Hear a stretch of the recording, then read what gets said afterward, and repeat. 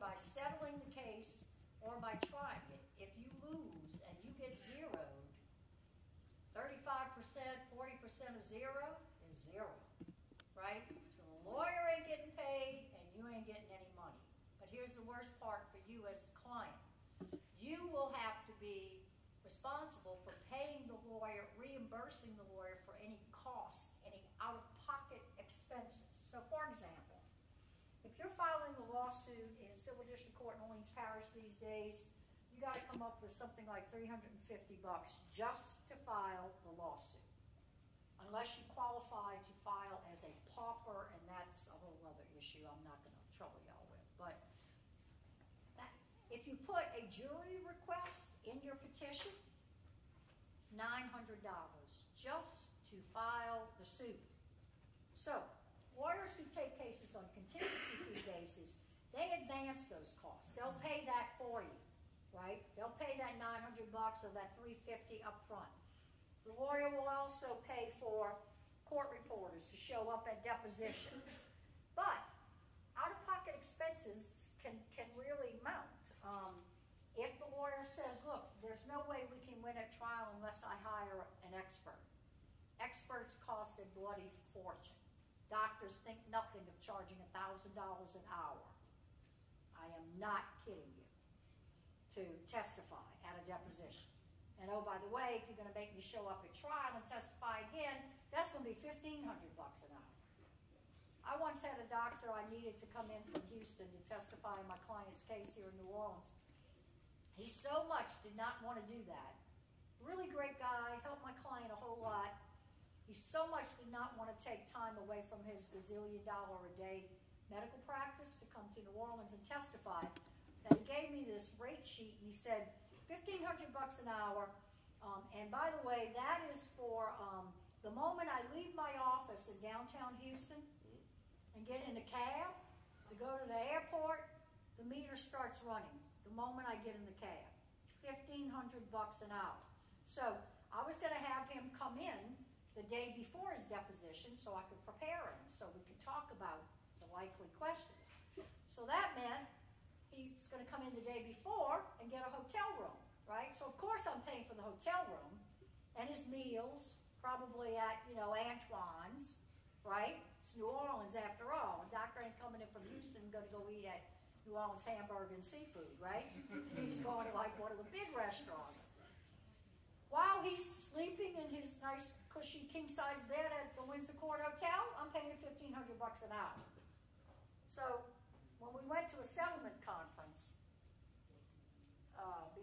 before the case, we ended up settling it, and the judge said to me, what can I help you with to get this settlement conference moving?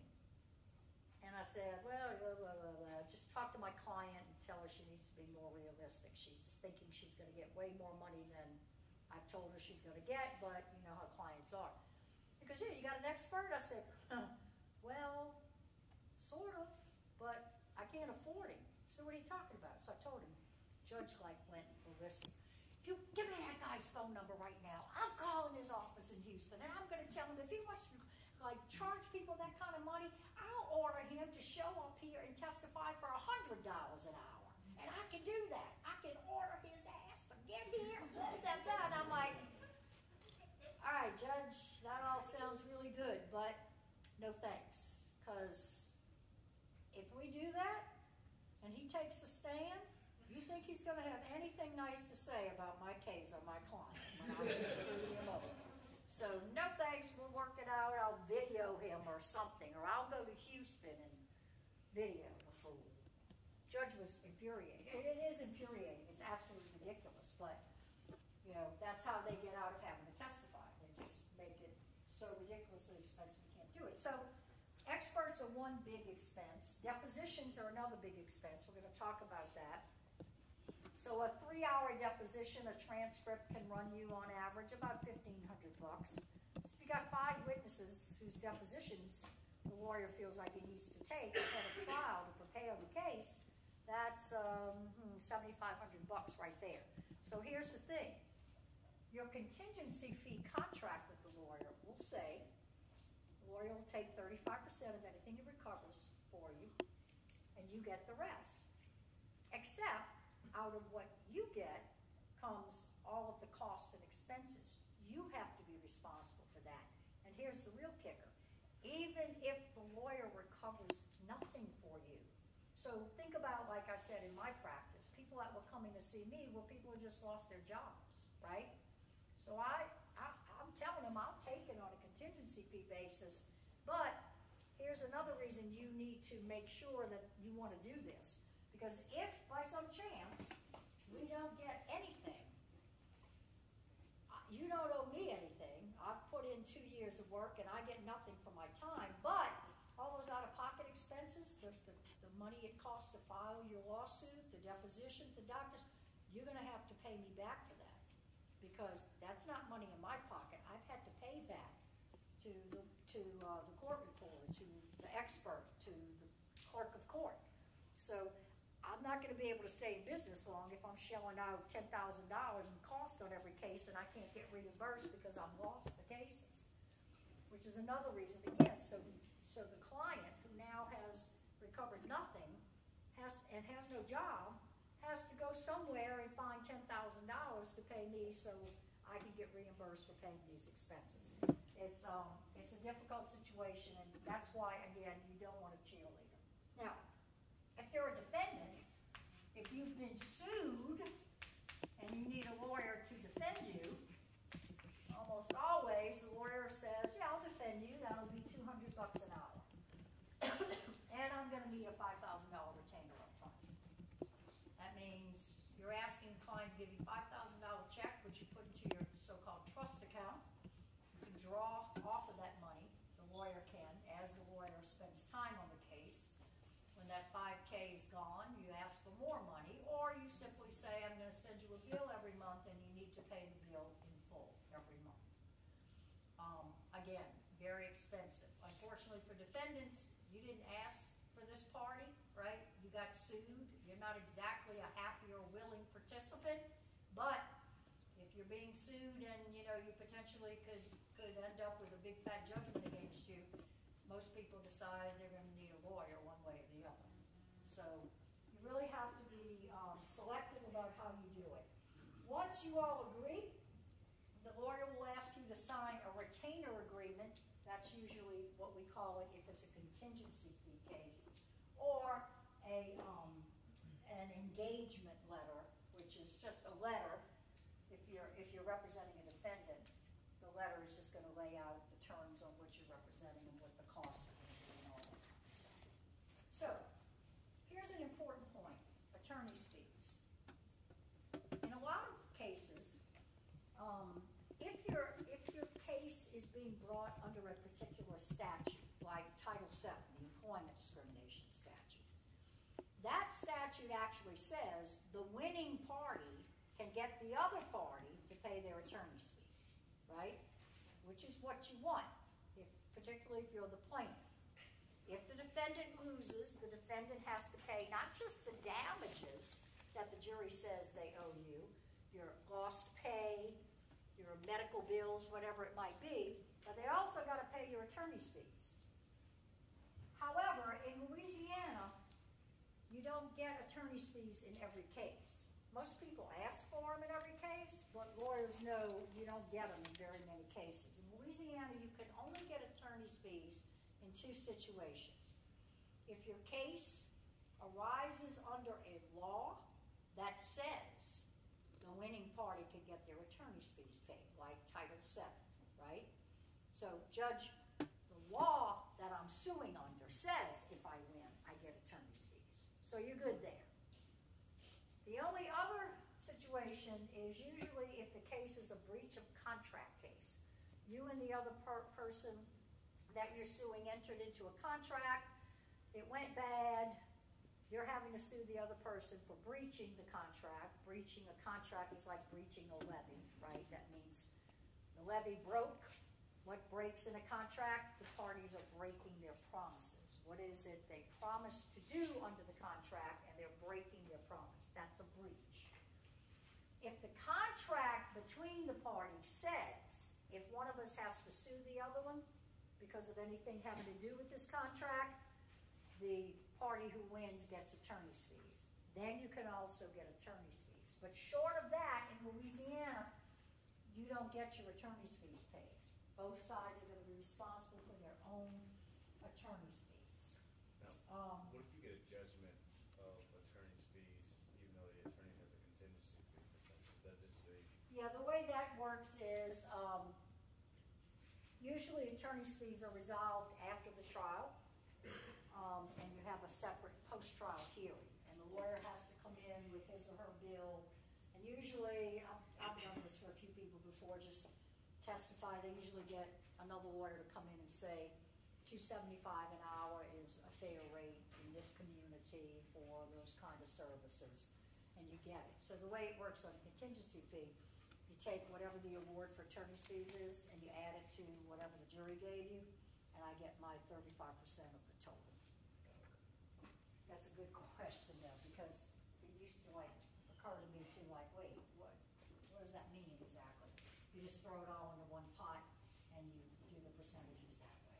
So you'd have to, in a case like that, you have to give them how many hours, an estimate of the hours that people. Yes, you would have to have fairly detailed billings, which is kind of interesting because in contingency fee cases, a lot of times, especially small individual lawyers and solo practices, they don't keep timesheets. They don't put down every day what they spent every 6 minutes on, right? Which is what defense lawyers do.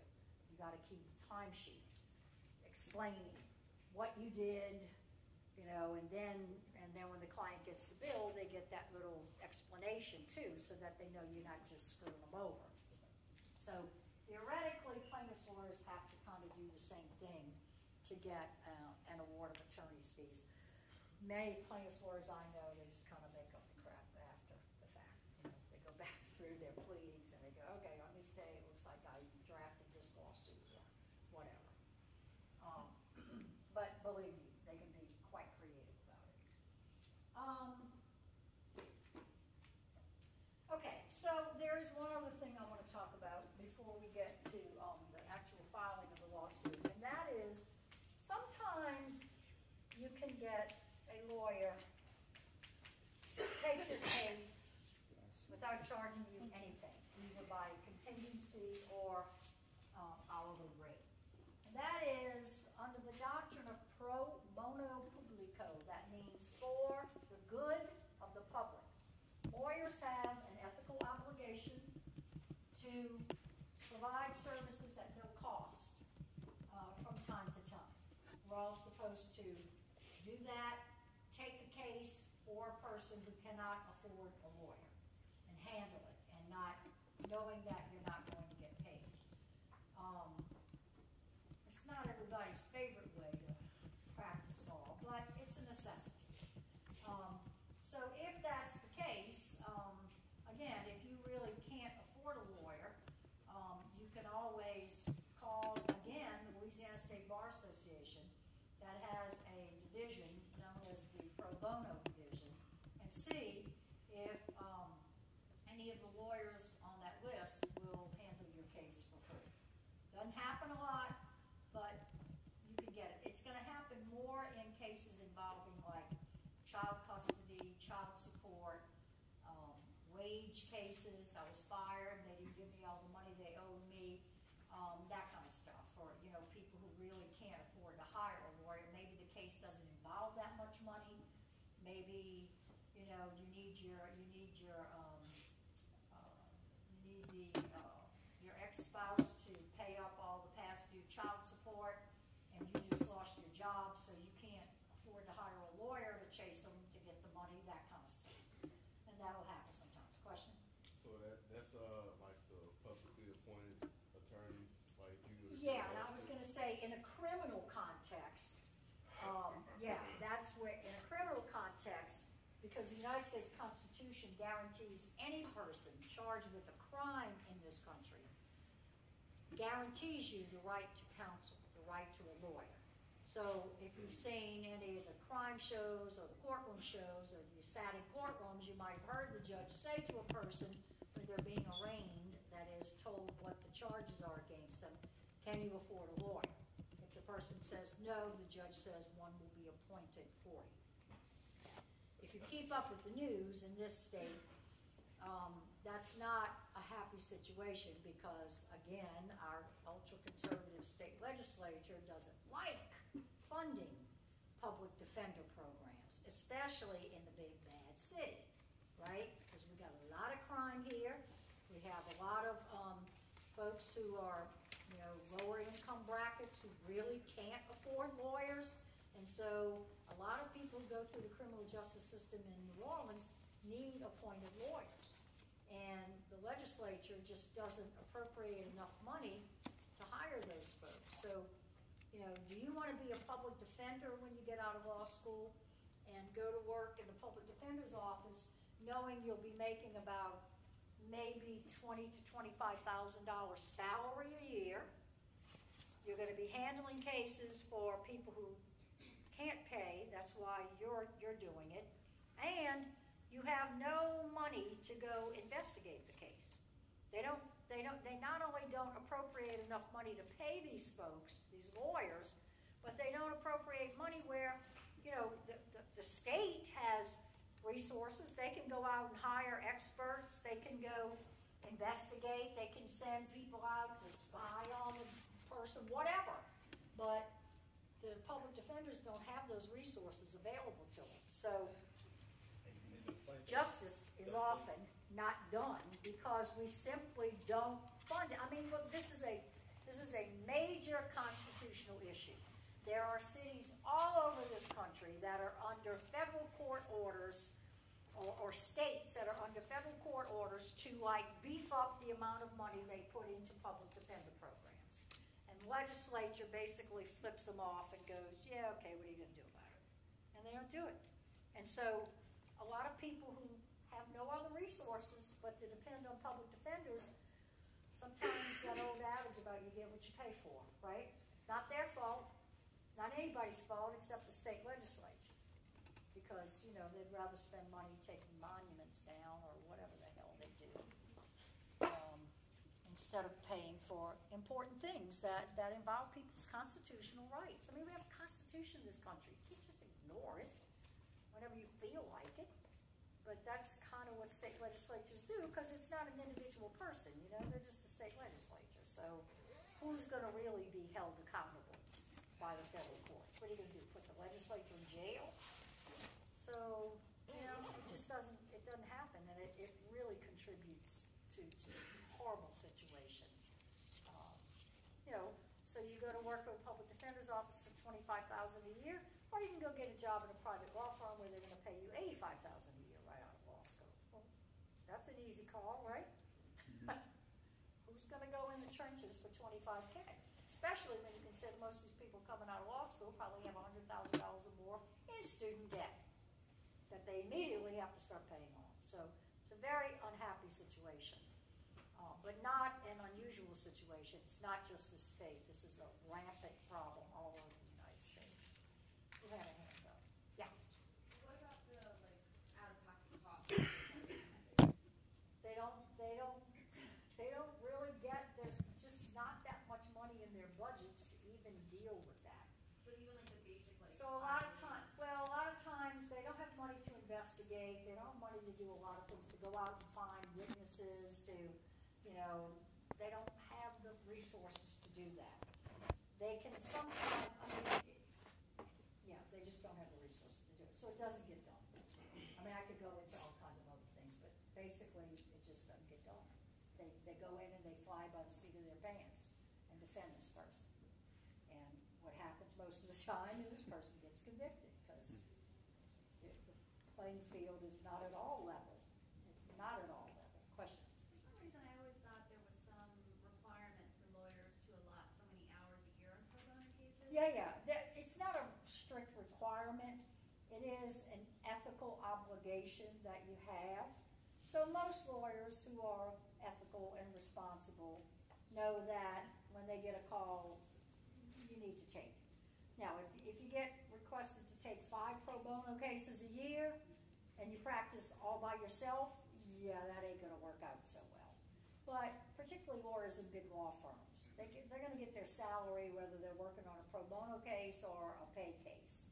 So, you know, you kind of have to do that. it just comes up, it just kind of goes with the territory. And in my mind, it's the right thing to do, you know? And it's certainly, God knows lawyers, a lot of bad things are thought and said about lawyers in this country, right? So, you know, we need to do whatever we can to kind of improve the image of lawyers, so people are more trustful of lawyers and liars. So I'm Is there a certain benefit? I know with the Orleans District Attorney's Office, I don't know if it still exists, but I know it did previous years, that if you come out of school and work for the DA's office in Orleans for a certain amount of years, your student loans get forgiven. Does the public defender's office have something similar? I doubt it. It could be. I can't say no for sure. It could be. Yeah, we had that deal. That was the kind of student loans I had back in 900 years ago when I was in undergraduate school. I got out with a teaching certificate, and so for every year that you taught in a public school in certain areas of the state, you could get 10% of your student loans forgiven, up to 50%. So that was a beautiful thing. That was in the good old days when loans were like, student loans were at 2%, 1.5% interest. 3% is the highest student loan I ever had. And I did that, so I got half of my loans forgiven for teaching in public school for 5 years. I taught 6 years, but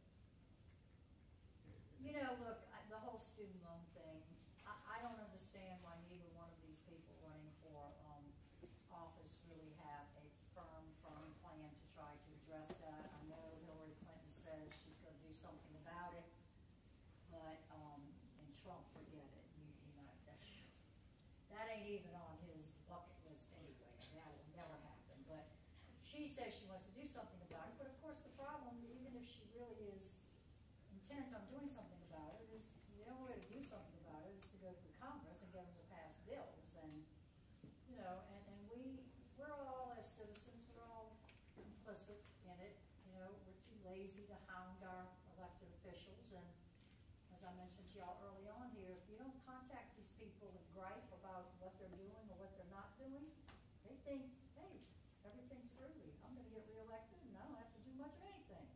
And that is how the ball bounces here. So if we end up with a Democrat president and a Republican Congress again, ain't nothing going to get done on student loans. But it is absolutely criminal what is going on in this country in terms of the kind of debt that you folks, not so much here at UNO, because this place is exceedingly unusual. In my judgment, you get a lot of bang for your buck at the University of New Orleans. And I think, you know, I'm not patting myself on the back. I'll exclude myself completely from this, but I think the quality of professors at this school is exceedingly high, and it's an affordable education. In fact, we just made the list again in the Princeton Review for the 3rd year in a row as one of the best values in university education anywhere in the country because of the quality of the faculty, the full-time faculty, and the ability to sort of keep the costs down some. So, but if you want something to be done, you know, because here's the deal, right? These days, a bachelor's degree is fine, but, you know, all too often you're looking at master's degrees now if you really want to go somewhere. And that's where the money comes in. Undergraduate school is affordable tuition. Graduate school, not so much. You know, the EMBA program here, I taught in that a few years back. I was astonished to hear the executive MBA program. $32,000 a year, almost fell on the floor. I'm like, wait, that's like Tulane and Loyola, where you're used to hearing that. Yeah, because graduate school, there is no reduced tuition. There is nothing. There's no assistance. There is borrow the money at market rates and pay it back. And that's where people run into it. My own nephew, law school a few years ago, came out $100,000 worth of debt. His wife, nursing school, went to get her master's, $75,000 worth of debt. So here's a young married couple with $175,000 in freaking debt on student loans. What the hell can you afford after that? You can't buy a house. That is the You can't afford kids. That is a house. tax, you're right. You know, it's ridiculous. It's like, how do you ever dig out from under it? And like, Washington doesn't care. They don't give a crap about y'all or us. That doesn't matter unless you make a lot of noise and tell them they ain't getting reelected unless they do something.